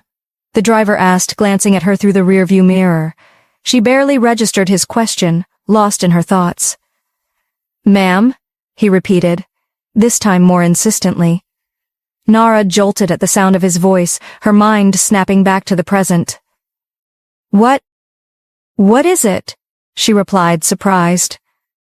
"Where to?" he asked again, waiting for her response. For a moment she sat in silence, her anger from earlier clouding her judgment. She hadn't planned on where she could go. Now she had no destination in mind. The thought of heading to a hotel was outside of the box. It could lead to unwanted attention online.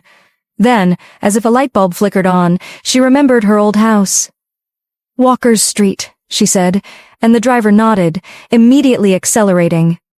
Nara rummaged through her handbag, her heart racing as she searched for her old house key. She breathed a sigh of relief when she found it nestled in the depths of her bag. The idea of returning to Gordon's house to get the key if she had forgotten it was out of the question. She couldn't bear the thought. Leaning back against the car seat, she stretched her arms and rolled down the window. The fresh breeze washed over her, a welcome reprieve from her turmoil. As her eyes fluttered closed, memories of the day she got married to Gordon flooded her mind. The day was etched vividly in her memory, as if it had happened just yesterday. She recalled the church, the scent of incense wafting through the air, and Father Benedict's warm smile as he officiated the ceremony. She remembered the kiss he landed on her lips on the night they got married. That was their first kiss. She can remember waking up in the hotel room the next day with an unbearable headache and irritation. She remembered the sickening feeling in her stomach, the way she had rushed to the bathroom, feeling as if the world was spinning around her. She had thrown up repeatedly. Back then, when she had woken up from her sleep that morning, the wedding ring on her finger felt foreign. Everything about that morning was strange. She had brushed the blurry memories she was having that morning aside, convinced that they were nothing more than a fleeting dream. Everything was suddenly clear to Nara. She had married Gordon, a decision she had championed herself. The thought made her shake her head roughly, trying to dispel the memories swirling in her mind. All she wanted was to get home, to erase every thought of him. But the memories kept flooding back, relentless and inescapable. He had known all along, yet he had refused to tell her. Confusion washed over her as she grappled with why he would do such a thing. The realization that he had been planning to leave, without even giving her a hint, was a heavy blow. She had trusted him completely, and this betrayal felt like a sharp slap across her face. Suddenly she opened her eyes, a thought striking her. What if she had acted too hastily? She hadn't given him a chance to explain. She had stormed out without allowing him to speak. Doubts began to creep in. Was leaving the right choice? As these thoughts raced through her mind, the car pulled to a stop. Startled, she realized they had arrived at her old house. Time had slipped away from her. She hadn't even noticed the journey. "We've arrived, ma'am," the driver announced, glancing back at her. Nara sighed deeply, collecting herself. She rummaged through her bag and pulled out a few notes, handing them to him as she tried to shake off the weight of the moment. After thanking him, she opened the car door and pulled out her suitcase. As she shut the door with a thud, she turned to face her old house. Taking a deep breath, she walked toward the door, her suitcase trailing behind her. The old key felt reassuring in her pocket. Nara breathed in and out slowly, feeling a sense of relief wash over her. She had missed her home more than she cared to admit. This place would serve as a safe haven for her, a retreat from the chaos of her thoughts. Stepping cautiously to the doorstep, she inserted the key into the lock and turned it, half expecting the musty smell of dust and cobwebs to greet her. To her surprise, the house was immaculate. It looked as if someone had been cleaning it regularly, a stark contrast to the neglect she had anticipated after being away for so long. Puzzled, she stepped inside, glancing around the room, her eyes darting from left to right. As she paced through the living room, her gaze landed on the window that Gordon had broken the day she left her alarm clock inside. To her astonishment, it had been fixed. Realization dawned on her. Gordon must have taken the initiative to repair it and keep the house in order. Hot tears began to trickle down her cheeks. He had shown such kindness, yet he had chosen to keep her in the dark about his plans. Nara walked into the living room, sank down onto the sofa, and rested her back against the cushions. The tears flowed freely now, a release of pent-up emotions. She felt isolated, overwhelmed by the need to share her burdens with someone. The only person who came to mind was Elena. Elena had always been her confidant, someone who understood her struggles. She hesitated, battling with her feelings about reaching out. Although Stephanie was her friend, they weren't close enough for her to share the intricate details of her life. With determination, she opened her handbag and took out her phone. Dialing Elena's number, she felt a mix of anxiety and hope. After a few rings, the call connected. "Hello?" Elena's voice was warm and welcoming, instantly soothing Nara's frayed nerves. "Hey, it's me," Nara said, her voice trembling. "Can we talk?" "Nara, of course, what's going on?" Elena replied, concern lacing her tone. "Hello?" Elena's voice came through the phone. Nara struggled to hide her sobs, her throat tight with emotion. "Nara, are you there?" Elena asked, concern evident in her tone. Can you come over to my place?" Nara managed between sobs. "Nara, are you all right? Why are you crying?"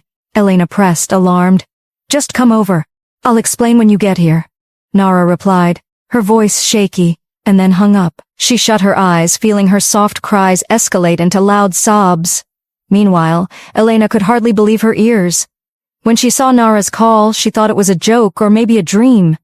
But when the call came again, she realized it was real. Happiness bubbled in her voice. She was back to being her manager, which meant Andrew's plan must have worked. His cooked-up story must have actually worked. But then she remembered Nara was crying during the call. She knew her well enough to recognize when she was trying to hide her tears. Something was clearly wrong, and that was likely why she wanted her to come over. Elena's smile turned mischievous.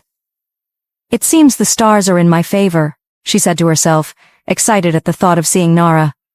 She quickly got up to get dressed, her mind racing with possibilities. She wondered what had happened to make Nara so upset. Whatever it was really paving the way for her.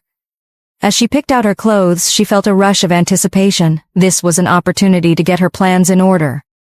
Gwen and Edward strolled around their villa, the cool evening breeze brushing against their faces. Edward had been under a lot of stress lately. The family doctor had requested he took walks around the villa as this would help clear his thoughts and also help him relax. Despite doing this, Edward felt unsettled. Gwen seemed particularly cheerful, a radiant smile lighting up her face since they began their walk. Her thoughts, however, were consumed by her recent meeting with Penelope. It felt surreal that it had happened, but she was convinced her plans were set to unfold perfectly. She recalled the moment she had threatened Penelope, relishing the way the once pompous woman's confident demeanor crumbled into dread. That fear was precisely what she had aimed to evoke. Edward glanced at her occasionally, a frown creasing his brow. In his hand he held a smoking pipe, puffing thoughtfully at intervals. It troubled him to see her so exuberant while he wrestled with the impending crisis facing his company. As they approached the shed, a spacious outdoor sitting area adorned with various chairs and a large overhang, Edward finally broke the silence. "Come, honey, let's sit down. My legs are giving way from walking," he said, gesturing toward the inviting shed. Gwen looked at him surprised. "So soon? The doctor said you should walk for at least 30 minutes. Look, we barely made it 10. she replied, lifting her wrist to show him her watch, its face gleaming in the fading light. My legs are already wobbly. Let's just take a break. We can continue right after, he insisted, turning and striding toward the shed without waiting for her response. He entered the shed and dropped heavily into one of the chairs, a sigh escaping his lips. Gwen followed a few seconds later, settling beside him. She studied his face, noticing the lines of worry etched deeply there. She watched as he took a large inhale from his smoking pipe, then she watched him puff out the smoke into the air. She coughed slightly. They had been married for so long, but she was yet to get used to his smoking. Gwen pointed at the bodyguard standing a few meters away. "Hey, you come over here!" He hurried over and bowed his head respectfully. "You sent for me, ma'am. Go into the house and get me Selina," she ordered. He nodded and quickly left to fulfill her request. A few minutes later, Selina burst into the shed, panting as if she had just run a marathon. "You sent for me, ma'am?" she gasped, catching her breath. Gwen narrowed her eyes. "Why are you panting like that?" Selina stammered. "I was taking my bath when I heard you called for me, ma'am." Gwen wrinkled her nose in distaste. "Oh, that explains the cheap toilet soap that's been reeking since you came in." Selina lowered her head, avoiding eye contact. She had learned the hard way not to provoke them. Once they accused her of sneering at them when she hadn't done anything wrong. Now she kept her gaze down, hoping to avoid further problems. "Anyway, get inside and bring me 2 glasses of freshly squeezed orange juice," Gwen ordered dismissively. "Is that all, ma'am?" Selina asked hesitantly. Gwen's irritation flared. "Get the hell out of my sight!" she shouted. Startled, Selina scrambled out of the shed, fear coursing through her. She hurried toward the house, her heart racing. The atmosphere was always tense around Gwen and Edward, and she felt like she was constantly walking on eggshells. Edward chuckled as Selina hurried away, prompting Gwen to glance at him, puzzled. "What was that chuckle for?" she asked. "Oh, it's nothing," he replied, still grinning. "Selina reminds me of the maid I met at Gordon's house." "The maid?" Gwen raised an eyebrow. "Yes, she looks just like her, but their behaviors are completely different." "What do you mean?" "Well, the maid there doesn't even look like one. She dresses well and is treated almost like family. You'd mistake them for mother and son. I don't understand why Gordon treats her so well, but Selina here is so naive and timid." Gwen laughed. "That's because we've clipped her wings and put her in her place. It's essential to let servants know where they belong." Edward nodded, a smile spreading across his face. "You're right. Absolutely right." "That reminds me," Edward continued, her tone shifting. "I noticed you were smiling widely during our walk. One would think you'd won the lottery. What was making you smile like that?" Gwen chuckled. "You noticed?" "Of course, it was so clear." "Well, what if I told you I found a way to help the company?" Gwen's eyes sparkled with excitement. Edward straightened up, intrigued. "What do you mean you found a way?" Just then, Selina returned, balancing a tray with a jug of orange juice and 2 glasses. She carefully set it on a stool in the middle of the shed and poured the juice into the glasses with practiced ease. Once done, she placed the jug back, bowed her head respectfully, and quietly left the couple alone. Gwen picked up her glass, a triumphant smile spreading across her face. Taking a sip, she locked eyes with Edward. "I said I found a way out," she declared, her tone full of confidence. "What way is that?" "I hope you're not just pulling my leg," Edward replied, curiosity piqued. Gwen laughed lightly. "You know Yvonne is getting married to Briston, right?" "Yes, that's true," Edward replied, his expression shifting to one of confusion. "Briston will help the company," she asserted. "Briston? Come on. You and I both know he doesn't have the power to handle the company's affairs right now. The only people who could help us are Jacob Antonov or Gordon," he said, his disappointment clear. Gwen's smile widened. "Now that's where you're wrong. We just need Yvonne to marry Briston, and then we can take it from there. But there's a catch." "What catch?" Edward interjected, eager for more details. "Well, Jacob and Penelope aren't supportive of the union." "What?" Edward snapped, incredulous. "They're not supportive of the union, but they still approve the engagement." "Exactly," Gwen replied, unfazed. "That's their issue. My daughter is not a pawn to be used and discarded like that. That's why I devised a plan to get the marriage approved. She took another long sip from her glass, satisfaction etched on her face. Edward reached for his glass, downing its contents in one gulp. What's your plan? I did some digging. You wouldn't believe what I found out. Penelope is having an affair with her husband's best friend. What? Edward exclaimed, eyes wide in shock. He removed his smoking pipe, which had been in his mouth, and held it in between his fingers. The news he was hearing was getting more juicer by the second. Gwen burst into laughter. Surprised, right? That's exactly how I felt when I caught them at the motel on the outskirts of town. Wait a minute. You've seen them? Edward's voice dropped to a whisper, disbelief settling in. Yes, of course. How? When did this happen? Well, you remember the day I said I was going to visit one of my relatives that lived on the outskirts of the town? Well, that was where I saw them, in front of the motel holding hands together. You know, I had almost mistaken her for someone else till I got closer to get a closer view, she said with smiles. Oh my God, this is really a big news. Oh yes, you should have seen the look on her face when I confronted her that day. Now she has no choice. Either she supports the marriage and convinces her husband, or I leak the photos I took of her with her lover. Edward's mind raced. Oh my God, you even have pictures? His voice was a mix of concern and awe. He knew Gwen well enough to understand she was not one to be trifled with. She meant every word she said. Of course I have pictures. How else could I back up my threats? She said, laughter bubbling up once more. Just give it time. She'll be calling me soon. How did you get the pictures? How did you do it? Gwen smiled. Well, that's very easy. I paid someone to follow her. You know, when I confronted her at the motel, she denied having known the man I saw her with, so I decided to take my investigation further. Edward shook his head, both amazed and a bit apprehensive. Gwen was truly relentless. You're something else, you know that? He said, a hint of admiration creeping into his tone. He looked at her in amazement.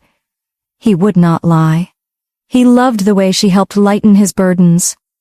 At least for the first time in a long while, he was going to sleep without thinking of anything else. I know what I want, and I'm not afraid to get it, Gwen said, her gaze steady.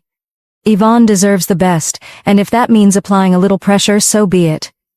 Edward couldn't deny that he liked what was unfolding. If this plan could help their company regain its footing, he was all for it. No matter how unconventional the methods were, he didn't care. But another part of him still feared for the worst. He knew that Antonov was not the ones to be truffled with. He knew they were not the ones to be threatened just like that. Penelope especially was not someone to joke with. He knew she was dangerous, but at the same time he had high hopes. Maybe somehow, what his wife had planned would work out. Gwen's confidence was infectious, and as he contemplated the potential consequences, a sense of excitement mixed with apprehension filled the air. What's next? He asked, his mind racing. Next, we will wait. I'll make sure Penelope understands the stakes, Gwen replied, her eyes glinting with determination. Just make sure this doesn't backfire on us, Edward cautioned, concern etched on his face. She waved off his worries. Trust me, I know what I'm doing. This is just the beginning. At that moment, Gwen's phone rang. She glanced at the screen and smiled. It was an unknown number, but she knew exactly who it was. Hello? A feminine voice said at the other end. It's about time, Gwen replied, her smile widening with mischief. Can we meet? I don't think I can talk over the phone, Penelope said softly. Gwen smiled. I will text you the time and place, then do not keep me waiting, she said, and immediately hung up the phone. Penelope was about to say more when she realized the call had ended. Anger bubbled inside her as she bit her lip and pressed her palms against the bed. She knew she had no choice but to go along with what Gwen wanted. She could only imagine what Jacob would do if he found out. Their home was already filled with tension, especially with all the trouble Briston was causing about the wedding. For now, she decided to follow Gwen's orders. She needed to destroy any evidence against her, and the only way to do that was to let her lower her guard. She wouldn't let Gwen walk all over her, but for now, she needed to be calm. Glancing at the pictures of her and Peter on the bed, she quickly picked them up and headed to the bathroom. Lifting an already lit candle, she placed it on the photos, watching as they burned to ashes before flushing them down the toilet. Looking at her reflection in the bathroom mirror, she murmured, Peter, can you see what you've caused? She said with anger. Then almost immediately her face changed into a mischievous one. Gwen Vespertine, don't think you're getting away with this. I will come for you in due time, she said, smiling mischievously. The taxi pulled to a stop in front of Nara's house. Elena quickly got out and paid the driver. Thank you, he said, turning the key in the ignition and speeding away, leaving a cloud of dust behind. She looked at the house and smiled.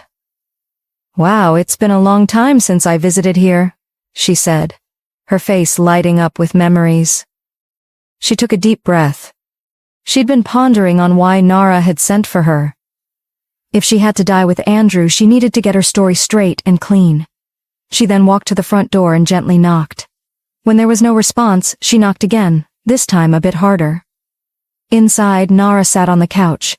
As soon as she heard the knock, she knew it was Elena. A wave of excitement rushed over her. She felt suffocated by her thoughts and everything that was happening. She really needed to talk to someone. She quickly got up and walked to the door. When she opened it, she saw Elena standing there, smiling. It had been too long since they last met. Elena had changed her hair from brown to blonde, and she had to admit it suited her well, but she was not in the mood to compliment, at least not now. What's wrong? Elena asked, surprised when she saw the thick line of mascara running from Nara's eyes to her cheeks. Her eyes were puffy, showing she had been crying for a long time.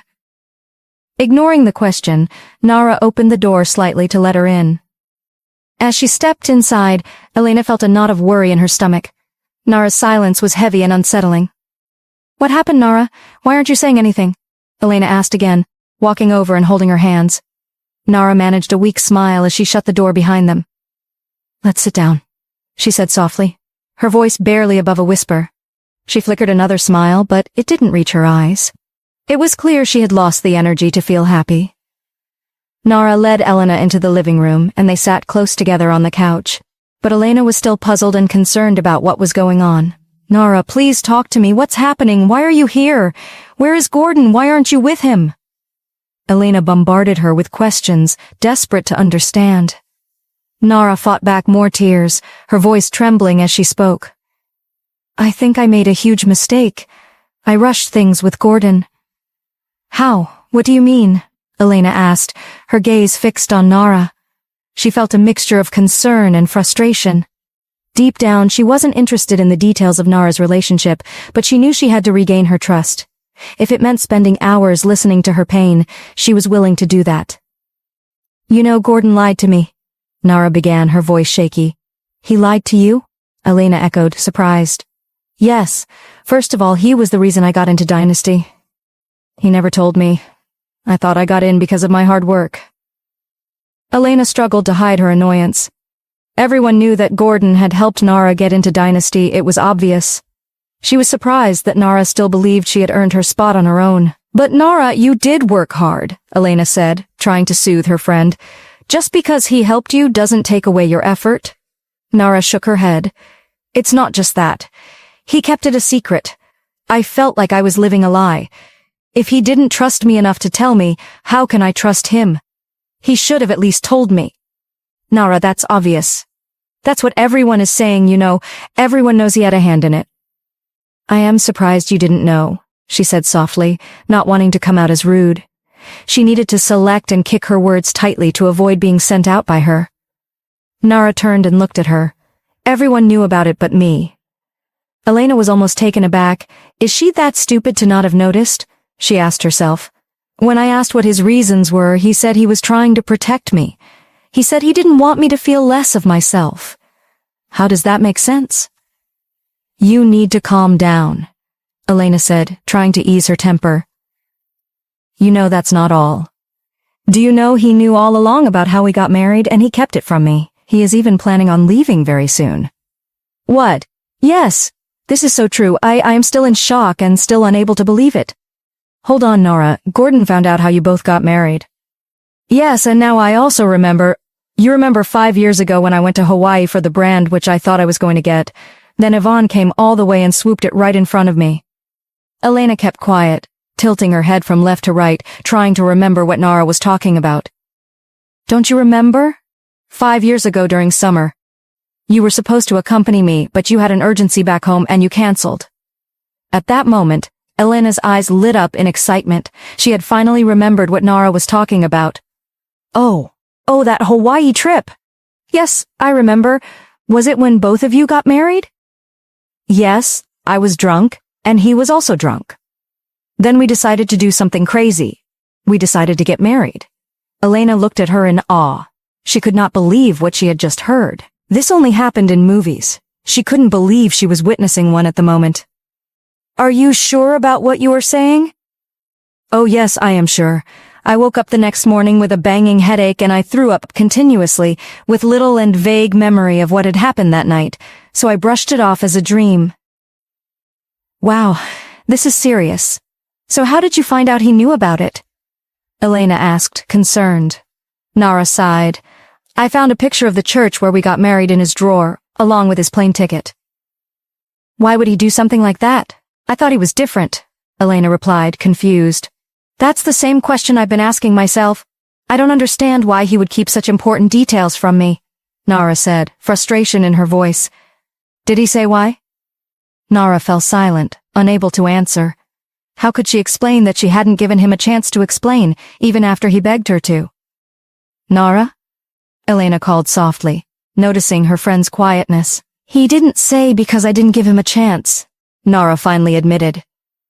Elena was surprised. "Why not?" "I didn't want to listen to any more lies," Nara replied, shaking her head. Elena disagreed. "That's where you're wrong. You should have at least listened to him. Maybe his excuse would make some sense." Nara sighed again.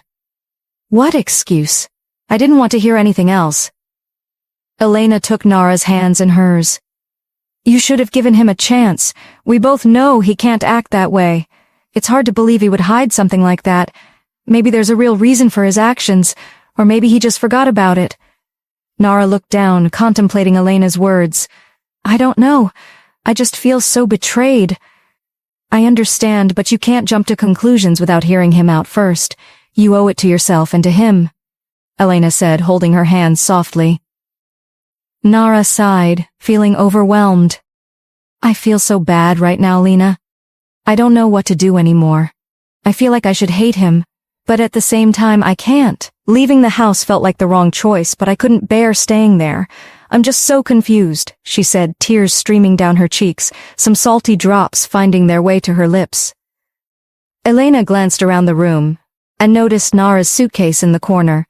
She hadn't seen it earlier when she came in. "Wait, you left the house?" "Yes, Lena. I couldn't stand it anymore. I was so angry and needed to clear my head, but now I'm starting to think it was the wrong decision," Nara replied through her sobs. Elena smiled gently and pulled Nara closer, wrapping her in a warm hug. She gently patted her back, whispering, "It will be all right," every few seconds as Nara continued to cry. "I'm just so confused, Lena. I don't even know what to do right now," Nara admitted, her voice shaky. "You don't have to do anything right now. You just need to rest. You've cried enough for now," Elena said, continuing to comfort her. After a moment, Nara broke away from the embrace, nodding and wiping her eyes. "Look at how you've ruined that pretty face of yours," Elena said playfully, trying to lighten the mood. Nara let out a small laugh. Elena's joke worked. "You changed the color of your hair?" Nara said, looking at her as she used her eyes. Elena touched her hair and smiled. "Oh, yes, I did. I was getting tired of the old color, so I wanted to try something different. Do you like it?" "Yes, it's nice. It really suits you," Nara replied, genuinely impressed. Elena smiled back, pleased that Nara noticed. She had thought Nara wouldn't pay attention because she seemed so indifferent when she arrived. "Don't worry, I'm spending the night with you. I don't want you crying alone," Elena said firmly. "If I leave, I know you'll start crying again. Right now you just need to rest and eat." Nara nodded, feeling a little better with Elena's presence. She had wanted to bring up the issues from their last fight, but she decided against it. For now, she was just grateful to have her there to comfort her. However, a part of her felt uncertain. Yes, they were back to being friends, but deep down, Nara knew things wouldn't be the same.